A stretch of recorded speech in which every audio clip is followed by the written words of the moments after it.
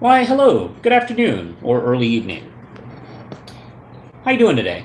We are doing a new episode of This Week in Comics. I've decided to do the show for a while for live, because frankly it's easiest to do, and, well, frankly, I'm just talking about comics.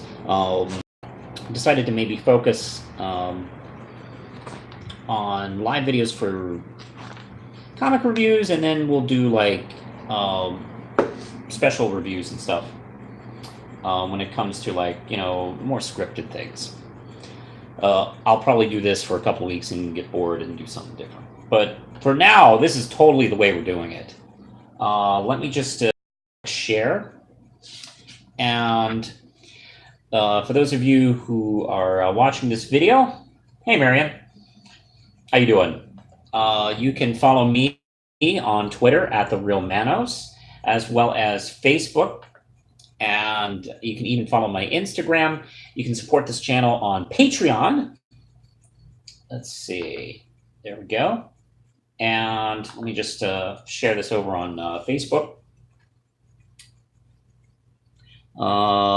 Marion asks, have I read in Immortal Hulk? And no. However, due to all the great reviews I've been hearing, I'm going to pick it up.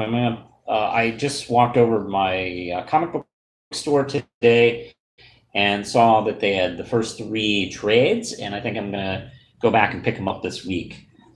This week in comics is live. There we go. And I'm also going to share this on one more page, and then we can get going. This week I picked up Marvel Team Up number 3, Captain Marvel number 6, and Justice League number 25. And let me just do a quick share here. I'm going to share this on the Real Manos Facebook page. And Real Manos. Okay. Week in Comics is live. There we go. All right. So let's get talking about some comics right now. And if we have some time, if you have any questions for me, I'd be happy to answer them on any kind of topics of the week that's going on, if anything's really interesting you. Let's start with, let's go in the order I read them. That sounds fun. Let's see, this is Captain Marvel number 6 by Kelly Thompson, and who's the artist on this? Guest artist, Anna Martello. And this is a tie-in to the War of the Realms. And it begins with Enchantress taking on Winter Soldier and Black Widow. And Black Widow, while fighting her, gets Captain Marvel. She finds them, and she finds Captain Marvel specifically first, because it's her book.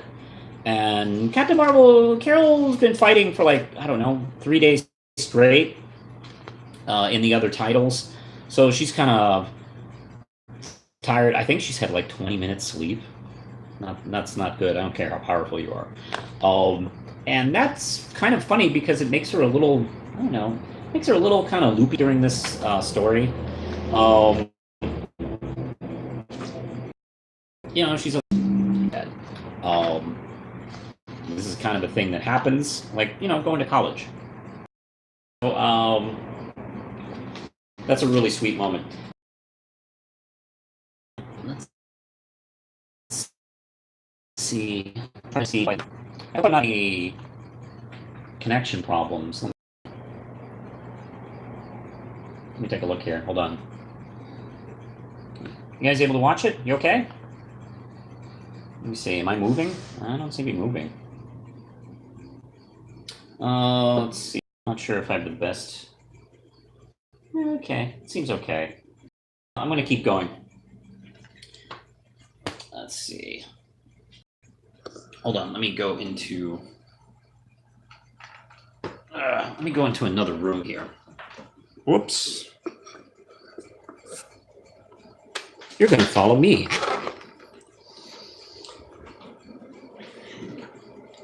Come on, we're going to take a little trip.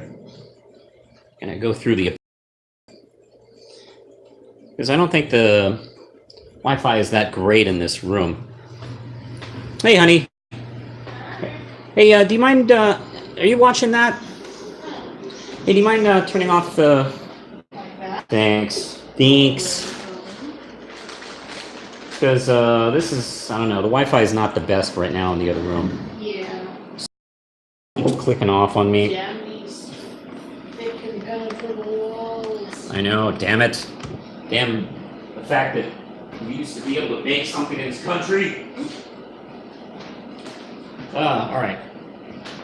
So, that looks a lot better. So I'm going to be doing the show from here. And you can see this exciting corner right here behind me. All right. And I'm going to hopefully not annoy my wife too much. Okay, she's great. So, all right, we're going to be talking about, where did I leave off? We were talking about Captain Marvel. And let's see. Yeah, there's this sweet touching moment where she hugs Black Widow and tells her, hey, I'm glad you're back. And look, I know you hate hugging, but you were just saying I'm not funny, so, you know, fuck you. I'm going to hug you. That's a really touching moment. Then, of course, they go to find Doctor Strange, and they fill in Doctor Strange on what's going on. He's like, oh, great. Okay, cool. I get to kill Enchantress. I'm into it. And, of course, it was set up because that's what kind of Enchantress does. And she casts some kind of, like, brain-switching spell on the two of them and switches Captain Marvel and Doctor Strange's bodies, which I think more than it actually kind of impresses Black Widow. She's going, idiot. Because essentially, Enchantress knows that, like, Strange and Carol don't know how each other's powers work, so that puts them in a terrible disadvantage. They're able to get away, and they start kind of, like, recouping and trying to figure out, like, you know, how to attack, but they're attacked by like an army of, I don't know, these North monsters and stuff like that. So interesting. We have two issues this week, which are body swapping stories. I don't know how that happened, but like for years and years, no body switching stories. And this week, two. That's kind of funny because, you know, the cover, I don't know if Amanda Connor knew what the story was going to be about, but we kind of got like, I don't know, kind of like promised a shrinking story, and we have a brain switching story. It's kind of funny. So I will say that the artist must have been picked at the last minute because the art style is a little sketchier than normal. It's not bad at all, but there's some pages that looked a little more rushed than normal. And this is a tie-in to an event, so I can understand. I'm going to give this 4 out of 5 RAM chips. Not too bad. All right, now let's go to Justice League number 25. And let's see. This is pretty spectacular. I don't know if enough people are really talking about Justice League. This is Scott Snyder and George Jimenez working on it. I am really kind of been in love with this series since it started. I love the kind of the animated Justice League lineup that Snyder's put on the book. I love his art, and it has been kind of mostly one story, which, to be honest, tends to, for me, kind of grate on my patience after a while when a writer tends to take a story too long. And one of my problems with Snyder is he tends to do that on some of his superhero titles, at least. But they've been able to keep the pace up, to have this, still be exciting, and raise the stakes and do it in interesting ways that I don't often see before. So we have essentially the conclusion to the World Forger story, where we kind of get revealed that Batman kind of sort of did betray, quote unquote, the Justice League, but that was part of the plan because he felt like the Forger was a very difficult cosmic entity as far as tricking So he decided to go with the plan but do it in a way that Superman can overcome because he trusts Superman to be able to do anything. Which is, yeah, that's a that's a pretty risky bet, but it is Superman. So while the Justice League fight their future alternate selves again for the 80th time, you think superheroes would be used to that kind of thing. It's like, oh great, I got to fight a future evil me again. Fine. Let's see. Superman, of course, is able to escape this darkness prison. Good lord, just the energy, on every page, is like a really well budgeted DBZ episode. It's just absolutely beautiful, and that's when they defeat the World Forager, and he's like, this was the only way you guys have become the world history's greatest monsters by doing this. And they go, Batman tells him, I searched through your files. There was one thing you didn't try, and that was working with us, dummy. So for the time being, the World Forager joins the Justice League, which is pretty spectacular. I'm actually really liking this character, and I obviously don't think he'll be around for a good long while, but interesting seeing him on the team. When they come back, that's when they realize Luthor has taken full advantage of them not being there. He is sort of kind of changing the world and his giant plan, which of course puts them at a huge disadvantage. I really won't be talking too much, but I mean he appeals to everyone on Earth. He appeals to their worst. Finally, Amatron has arrived, and let's see. So it's essentially making things really tough on the Justice League, and of course, he has, according to the backstory that we've missed, has liquidated his entire fortune and is using it to fund what he's doing, fund other villains, and he has apparently sacrificed himself, but not exactly, because he always has a plan. Yeah, he's all ready. He looks like Palpatine right here. Yeah, this is spectacular stuff. It's a great issue 25. It's big. It feels big. The art is extremely strong and feels as epic as the writing does. So yeah, love this one a lot. I'm going to give this 5 out of 5 Ram chips. Really good stuff. And then lastly, we are at Marvel Team Up number 3, the second of the 2 brain switching this week. And this one is by Eve Ewing and Joey Vasquez with Mo R helping out with some of the art. And it's the conclusion to the storyline where Spidey and Miss Marvel accidentally switch bodies, trying to save Dr. Rosario's brain. I don't know what it is. It's a brainwave machine or something like that. It's the usual sci-fi bullshit. And they have a really nice scene where they talk about the last couple of days being in each other's bodies and how they've been trying to get used to it and how they're ready. They decide to go rescue Dr. Rosario, who's been kidnapped by the Jackal.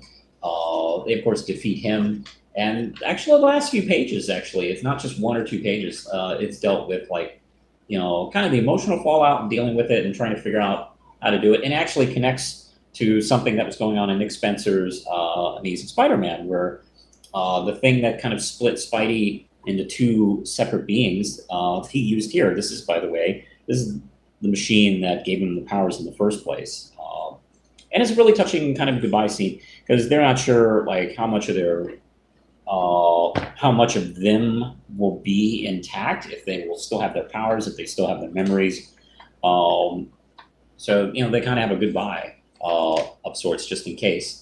Thankfully, everything came back except they kind of forgot about being in each other's bodies. It's been kind of a dream, with only Rosario really knowing about it. There's a cute joke where she seems to have absorbed some of Miss Marvel's powers. I don't know if that's gonna like a character for her, or if that's just gonna be like a joke. And even though they don't remember the experience, they remember the feeling. Yeah, they've had this, each had this kind of dream of being each other, and it's kind of like helped them be more appreciative of themselves. Yeah, I really enjoyed this. The first three issues arc of this was very nice. The art's really gorgeous. E-Viewing isn't apparently the regular writer on this. Apparently, the concept is going to be pairing up Miss Marvel with a new hero, each story arc or issue with different writers on there. Let's see. I hope that goes well because that can be hit and miss. Like if you have, let's say, if Ewing stuck around, or if they had another writer take over, then you can have a little more consistency because that's what they did with the old Marvel team up. Perfect choice to have Spidey be the first one since he was the host of the old Marvel team up series. So this, of course, was super appropriate. And yeah, I'm on board. I'm really loving this. Big Miss Marvel fan, so of course, this is kind of giving her a second title, a third if you count Champions. And next time is, of course, pairing her up with Captain Marvel. I'm very curious to see where this series is going and what characters they'll be like matching her up with. I think this is going to be a lot of fun. I'm going to give this probably 4 to 5 RAM chips. The entire arc, 5 out of 5 RAM chips. Really good. So really good stuff this week. My comic of the week, I think, is kind of obvious, is Justice League number 25. I thought this was absolutely excellent. And yeah, it's big superheroes Justice League storytelling, and it's really fun stuff. I loved it a lot. I just want to see if anybody is, Dash and Scan, you are late. I liked these comics. That's essentially it. Just to review, 4 out of 5 RAM chips for Captain Marvel, 4 out of 5 for Marvel Team Up number 3, and 5 out of 5 for Justice League number 25. Best book of the week I read. Let's see. Let me take a look here, see if I have any comments or questions. Omnitron just dropping by to say hi. On my way to the movies, wife and I are going to see Dark Phoenix. I'm not looking forward to it. Yeah, that's the spirit. hey, Lindsay, let's go see a movie and not look forward to it. What do you say? No, that doesn't sound fun. Okay. Well, I hope it surprises you. Maybe it's not too bad. I have been hearing reviews that are either terrible or mediocre, which, to be honest, mediocre, forgettable, only kind of sounds worse than just being terrible. I mean, come on. We quote Batman and Robin all the time. But, do we talk about, like, Steel? No. So, that's, you take that for what it is. Or Elektra, like, how many people, like, crap on that movie every day? Let's see. Marion McDaniel, why do you think Godzilla King of the Monsters got so much hate from the critics? I don't know. Now, I'll be honest, I haven't had a chance to see the movie yet, so I can't really give you, I don't know. Sometimes it helps for me to see the movie to kind of get an idea of what people are thinking. Although there have been times where I've seen a movie that has been getting hate, and I go, I don't know what the fuck anybody's talking about. This is fine. I don't know. I can't really give you a clear answer on that. I've heard. Here's the thing. I think the perception is only people who don't like Godzilla are giving it bad reviews. But I've seen like a couple of critics who love Godzilla and thought there was too much boring people talk. And then I've heard people like go, "Oh, there's too much monsters." Here's the thing. Like Godzilla has never been like a hit. Home run for all critics. Matter of fact, if Roger Ebert was still alive, he probably wouldn't like it because I'll be honest, I watched and read a number of his Godzilla reviews over time. He's never been really a big fan of the whole concept. He even gave, I think he even gave thumbs down to the original '54 film. It's just never been his thing, and that's kind of the thing. It's like some people, it's not their thing. That's just how it goes. It's not like superheroes. Or maybe it is like superheroes. Kaiju kind of is its own thing. Let's see. We all know why. There's what Dash and Scan says, let's see. Okay, when I said Spider-Gwen was like, I mean plot-wise, execution-wise, it's like, oh, okay, that's interesting. I probably will be checking out some Spider-Gwen, Ghost Spider, in the near future. I've been wanting to read that book for a while, and it's things that's kind of sticking on the to-do list and doesn't get done. Also, as I mentioned at the beginning of this video, I think I'm going to go back and buy the Immortal Hulk trades. I've just been hearing too many good things about that book. Let's see, it's pretty artsy. Well, I like artsy. Let's see. I've seen like the coloring in the original run of Spider-Gwen. I think that's Rodriguez doing the work, if I'm not mistaken. Forgive me if I got the name. I got the wrong guy. But the art in the original run, really, really pretty. Actually, I may have issue 2 of that now that I think about it. I have to go back and check through my stuff. And of course, we got the big Dark Phoenix thing. I haven't seen it yet. I haven't had a chance to see. I'm kind of behind on movies. Lindsay and I have been talking about a couple movies, and we've just been so busy. Yeah, Robbie Rodriguez. Okay, yeah. His art style is gorgeous. And you can see that influence into the Spider-Verse movie. A lot of kind of his into her scenes. Excuse me. Yeah, we got the Dark Phoenix film that's come out, and like I said, it's kind of gotten mediocre to bad reviews. I don't know. It's kind of like a shame that the X-Men franchise has to go out on such a sour note. But it's like when the Disney Fox deal happened, nobody cares. It's like it's like closing the barn door after the cows have left, and that's kind of the thing. Like this feeling of why should we care takes over, and of course they made when they were making this film that was going on. So I'll be honest, I kind of feel bad for the filmmakers on this film. Like you're trying to make a movie and you got all this like business bullshit going on in the background, and it's affecting your movie, and you don't know how to make it anymore. So if it's a mess, if it's boring, I don't know. I mean, I can kind of understand it. Let's see, one movie on my radar besides Spider-Man and Godzilla's Brightburn. Yeah, I've been hearing some good things about that. I'm not sure what I'm thinking about seeing Pokemon and Godzilla and is there a third movie? Is there a third movie we've been talking about?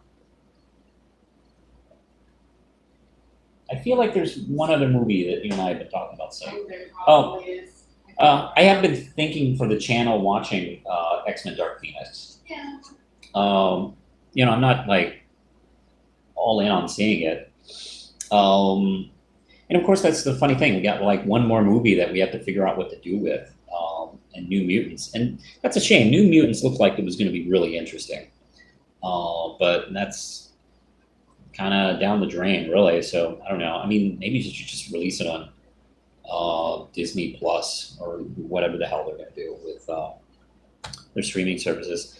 I have decided to do a video. This topic of what MCU is going to be doing with the X-Men has been kind of, getting at me a little bit, and I kind of want to put some thoughts out there on what I would like them to do, how I think they should do it, and maybe how I think they'll do it. Maybe make a little predictions. I'm going to do a video sometime this week talking about that because I don't know, it's been kind of in my head the last few days. And I've heard some opinions of what they should do that have been good and terrible. So I kind of want to throw my 2 cents in as well. Dash and Scan, don't watch it if you don't want to. Well, I mean, that's always good advice. Sometimes a curiosity factor hits. And also, like an historical note, this is kind of the end. I remember the first day. I remember the day when original X-Men film hit theaters. And I was so excited about that. I was going to go see it with a couple of friends of mine after they got off work in the evening. So I was like, screw it. I'll go see the 12 noon show, and then I'll go see it again with them, whether I like it or not. And yeah, I mean, it was a really exciting day, and it was really fun. So yeah, now we're at the end, and the X-Men film franchise a lot for films and comic books and comic book movies, and I don't know. It's just kind of over. It's kind of sad that it's kind of ended in such a awkward, weird, sad note. Yeah, it's not. Yeah. Hopefully, the end. The Fantastic Four better. Yeah, that's a safe bet. I am very confident in how MCU will deal with Fantastic Four and X-Men. I am very excited about the Fantastic Four joining MCU. I have no doubt in my mind that's going to be a strong film. We'll see what they do with X-Men. I think it's going to be really interesting. But I'll talk about that in a future. I want to do a separate video for that because I have some ideas. So we'll see about that in just a couple of days. I think I'm kind of done. So I think that's all. There's nothing really interesting else going on in comics right now. We have a video. I just recorded a video with Deadpoolzilla about Steven Universe. We did a new Stevolution episode. We're talking about our top 10 favorite fusions. I'll be posting. I'm going to edit that together and post it later this week. I'm going to record sometime today or tomorrow a video about what I think the MCU, the X-Men franchise. We'll see where that goes. So, the drill. I'm on Twitter and Facebook and Instagram. I have just launched Manos Publishing. You can follow that on Twitter as well. And the Red Knight Kickstarter is starting July 1st. I hope you can help me out and help join me, and we'll get this thing going. So I'm going to get going. And let's see. Oh, somebody else is asking, are you picking up Dash Can? Oh, Dash and Scan. The DC 8 Zoom original graphic novels, are you picking them up? I'm actually not familiar with them, so I guess at the moment, no. I'll look into it and see what that is. And if any of them look interesting, I'll pick them up and maybe talk about them. All right, I'm going to get going. So thanks for joining me. And don't forget, don't hate, celebrate.